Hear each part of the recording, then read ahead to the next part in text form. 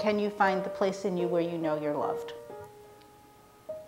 It was a question that I ran away from for a long, long time because I didn't think I could be loved.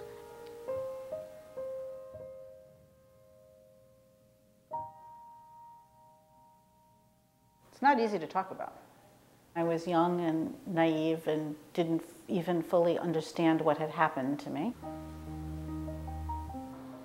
I had an experience in Israel when I was living there as an undergraduate where I had been attacked by Israeli soldiers.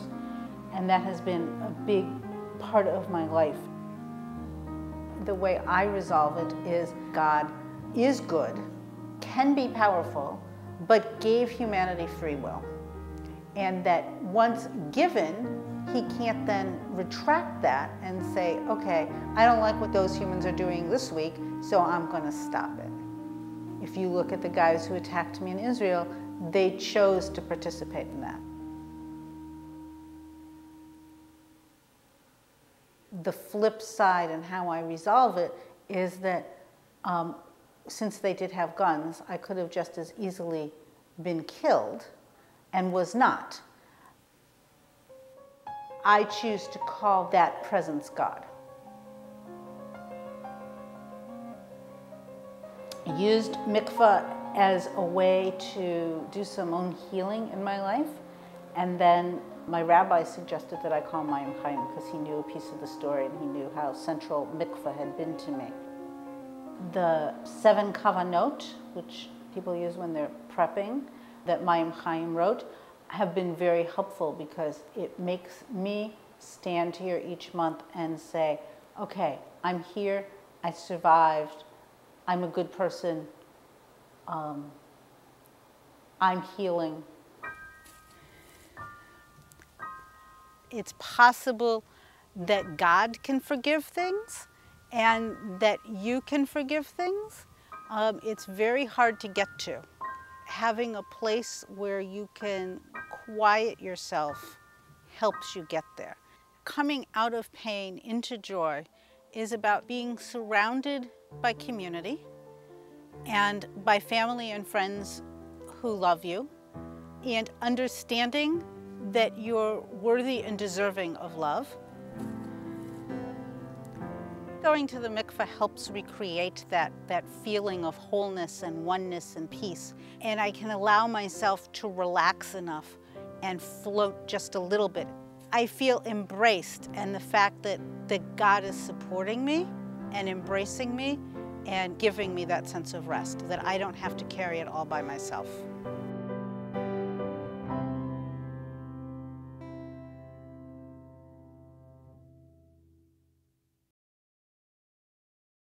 Okay, once you come back in, we'll start our little tour. One of the reasons why I wanted to become involved in Mayyim Hayyim was I wanted to be able to be of service not only to my Jewish community, but I wanted to be of service to Black Jews or Jews of color as well. In my tradition, the Bible was a Black book. Israel were people of color. Jesus was a Black man.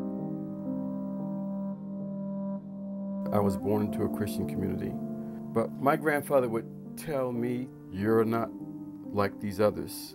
You know who you are. You know where you come from. And then he would tell him the story about his Ethiopian heritage and how he came from royalty. I came to doubt my grandfather's story. I would accuse him of not wanting to identify with what was happening in the Black community. I was really into my Blackness at that time. I was really into my Africanness. So I met family members who I had never seen before, and I heard them telling the story about the Ethiopian heritage. And I was astounded that there was somebody else in our family that had this story.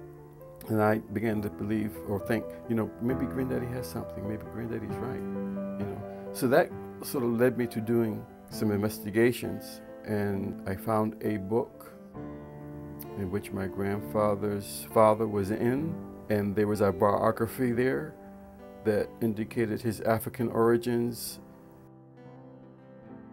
That was a pivotal watershed event for me, that really turned me around. How you doing? Hi. Sidney Davis. Hi. Each experience, for me, in being a guide, is so very unique. No one person immerses alike. And to see the joy in the faces of the immersee, and to see them to go through the blessings and everything, and just to confirm for them that they have done this thing complete, Shalom, is very gratifying. So they come out and they're like a newborn person coming into the community of Israel. So look, it's the big Bubby book.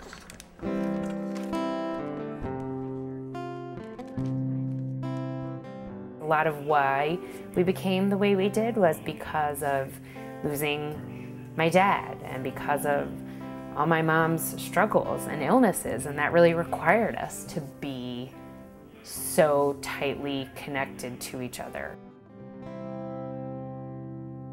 Somebody once said that we were more than a family, we were a team. In the sense that family you don't choose, team often you choose, and what happens to one of you happens to all of you. So when Scotty graduated from college in May of 2006, we all drove to Binghamton to celebrate. Bubby was so proud of her son, who she knew one day would be a nice Jewish doctor. My brother and I began the process of exploring a kidney transplant for her. I spent months and months with my mom in and out of hospitals, going for tests, going for scans, blood draws, MRIs, all sorts of things. And at that point, we learned that she needed to have a live donor. A few weeks later, your mommy did one of the bravest and most generous things ever by donating one of her kidneys to Bubby. It was the gift of life. But how do we mark it in a way that's Jewish? So I decided that I wanted to come to Mayyim Hayyim and use this as a transition point, use this as a way to mark what was about to happen. I said, Mommy, I'm gonna do this. Why don't you come with me? No, no, no. Okay, I'm gonna do this. Why don't you come? No, no, no. For months and months and months. And then on the day, I said, Mommy, I'm going. Do you wanna come? Okay, I'll come. And we did, and we immersed together. We had the surgery here at the Brigham and Women's Hospital in Boston. And it was a really tough day. What happens if she dies on the table and I don't?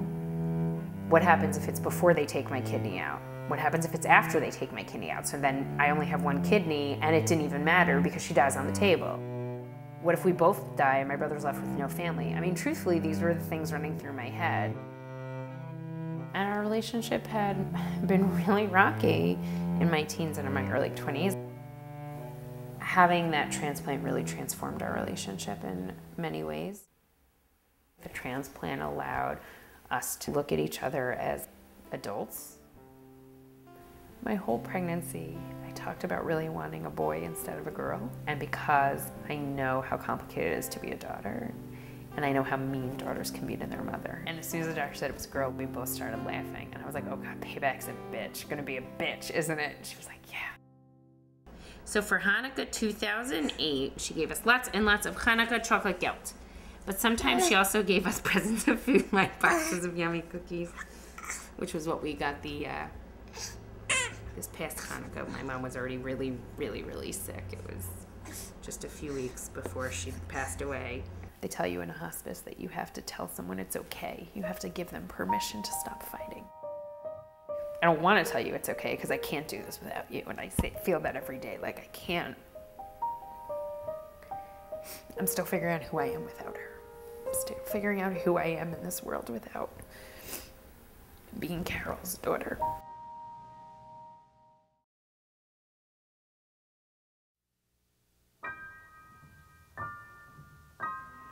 I felt a calm, a peace come over me, and it was a great preparation for my surgery, which was to be the next day. I am very happy as a woman. I mean, being a woman is who I was meant to be. It feels incredibly more comfortable existing as an imperfect woman than as a perfectly passable male. I'll send her over to, Dr. Robinson, ophthalmology if she's not been. I'm a family physician. Improvement. And I've been in practice in Somerville since 1988. Cultures on her. I was going to just get another one. When I sent out the letter to all my patients, to my friends, my family, in May of 2006, that was really where the pondering came about. After almost 18 years of practicing medicine, I am looking forward to many more years as your family physician. There will only be one major change. I will begin practicing medicine as a woman. Deborah Burchell, M.D. I knew from a very young age that I wanted to be a girl. I didn't know I was a girl. I knew I wanted to be a girl. I suppressed my real persona for 50-some years. I didn't lead a very fulfilled life. Many things in my life were gratifying and wonderful. I had a wonderful marriage, a wonderful family, but deep inside, I didn't feel like I was fulfilled, and I think it was because I wasn't being real. I wasn't aware of her unhappiness with her previous status, but it was clear to me that once she made the change, she was a much happier individual. In fact, I had written to her when I heard about it, encouraging her to do what she needed to do. I came out to my ex-wife in early 2004. I came out to my children at the end of 2005. Of course I have regrets, with regard to my losses. My daughter doesn't talk to me, and that is a very big loss. I love her dearly. I know she loves me dearly. My life wasn't real. I could, have a wonderful tombstone someday, saying Roy was a wonderful father and great doctor and wonderful humanitarian. Wow, that's not a life. That's, a story. I feel like I'm living my life now.